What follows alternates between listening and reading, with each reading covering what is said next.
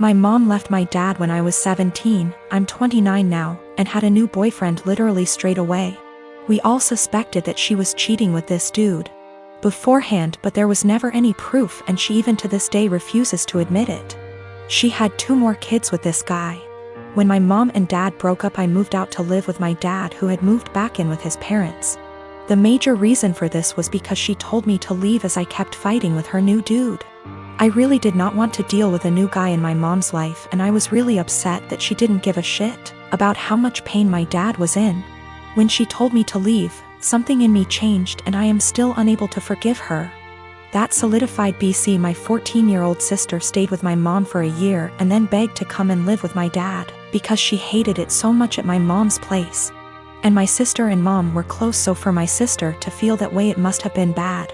Since I was 18, my grandparents kept pushing me to start a business. BC. I liked to tinker and had built a few specialized tools for a niche construction industry that my dad was in, and they saw potential in me.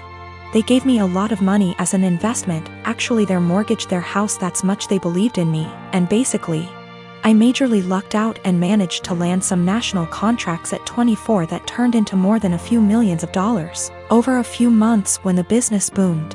The profit trajectory has risen since then, and basically, I'm living a life I never thought would be for a schmuck like me. I moved my dad, sister, and grandparents out to the East Coast a couple years back, and we've started a new life. I am surrounded by people who see and saw the best in me, and I'm grateful so much. BC. I was seriously messed up after my mom blew our family apart.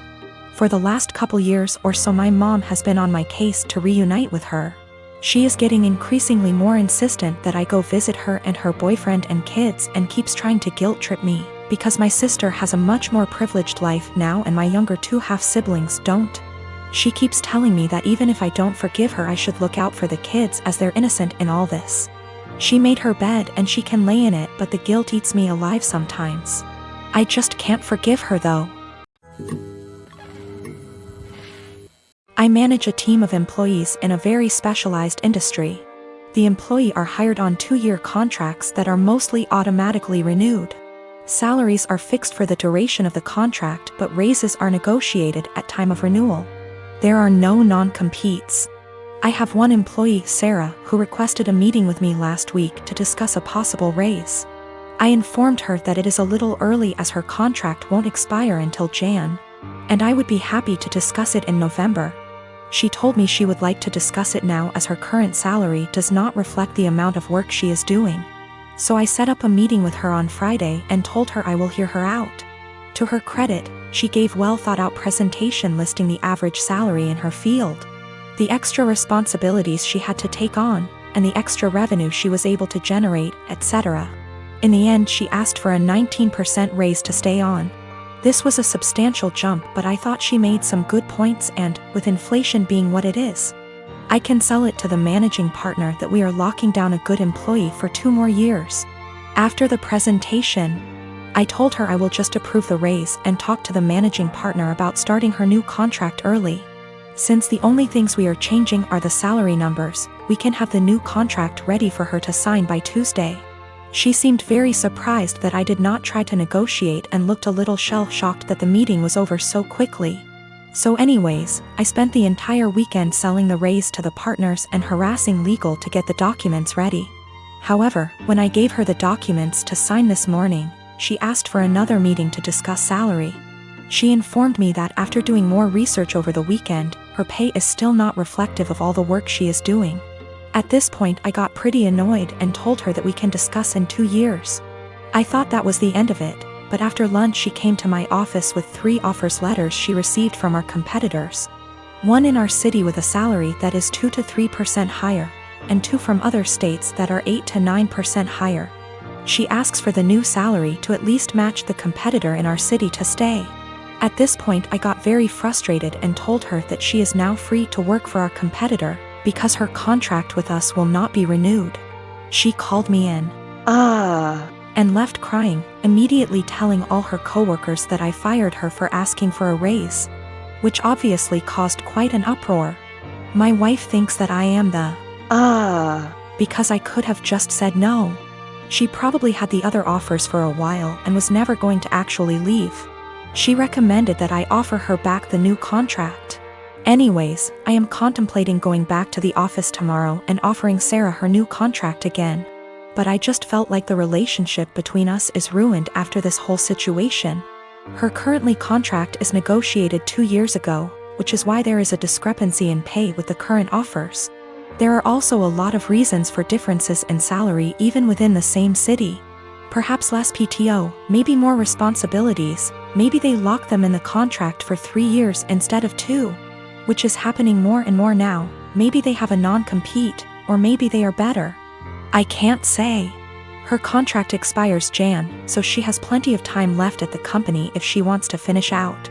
Sarah is WFH today, so I sent her an email apologizing for overreacting yesterday, and informing her that she is an important member of our team and that I worked really hard to get her the raise she initially requested. The new offer still stands provided she return the signed contract to me today before 5 p.m. I would be happy to execute it immediately and get her sorted out before the next payment period. She emailed back also apologizing for her reaction yesterday and said that she enjoyed working here and feels like she really has an opportunity to grow. But she then ended the email asking if I would still be willing to reconsider upping the offer to match her other offer. At this point, I just can't even anymore. I basically ignored her email, and at 5:01 p.m. with no signed contract from her, I sent an email to the managing partner I was talking to all weekend. Hope this email finds you well. I am writing to inform you that Sarah has elected to decline the new contract as it is written. She has informed me that she received an offer from our competitor with a salary of XXX. I have attached a scanned document of the offer letter with this email for your convenience. She has requested that we match that salary to retain her services as our current offer is insufficient. As of right now, her contract expires January 22nd. Please advise on the next steps. I am a 30-year-old male, and I got married 2 weeks ago. I was married before, but it ended after I found out that my older brother Thomas, 34 years old, got involved with my first wife. It was devastating because we were close and had a great relationship. I also helped him so much while he was struggling, and seeing how he repaid me hurts to this very day. I stopped talking to him, and Mom and Dad forced me to keep it a secret, and because I was too weak to argue with them, I just kept my own distance. Then I met my now wife. My family loved and embraced her as their own. Mom and Dad treat her like a queen, which helped repair and solidified my relationship with them. However, as the wedding was approaching, they told me they expected me to invite Thomas. I of course refused, but they kept guilting me about what the relatives and other guests would think and say when they don't see Thomas there. I fought with them about it till the day of the wedding. Turned out they'd invited him behind my back, but I found out and stopped them in time. They came to the wedding looking pissed, asking what we were going to tell people when they ask about Thomas. I told them I'd take care of it. And what I did was take a moment while everyone was paying attention, grabbed the mic and flat out announced this and said, "The reason I didn't invite Thomas to my wedding is because I was worried he'd steal my now wife just like he stole the first one." I said it playfully to not make it sound so tense, but most of the guests looked shocked and started mumbling. Then it went awkwardly quiet for a moment. Then we moved on, but I saw Mom and Dad walk out while looking at me grudgingly. Later they started lashing out about how I just exposed Thomas and caused him to be shunned by the family in the most hideous of ways. I told them that I already said I didn't want him there, yet they tried to push him on me repeatedly, saying, "What are people going to say?" So I told them the reason why he wasn't there in a playful way, but they, the guests, still got the message. Mom started yelling about how everyone will now look down on and shun Thomas. She called me pathetic and cruel for still punishing him and gradually ruining his life despite him apologizing and trying to reconcile. But in my opinion, some things are just unforgivable. We've been on horrible terms since then. My wife said at least now they're off my back about what people would say about not inviting him. My dad married my stepmother 3 months ago, and I feel like it made my life significantly harder and less pleasant. They moved in with us, and for the indefinite future this situation will not change. We have a 3-bedroom house, and before they moved in, my dad and I had our rooms, both with bathrooms. And there was a smaller room which was a study for my dad. After they moved in, Jenny, 16, turning 17 next month, got my room.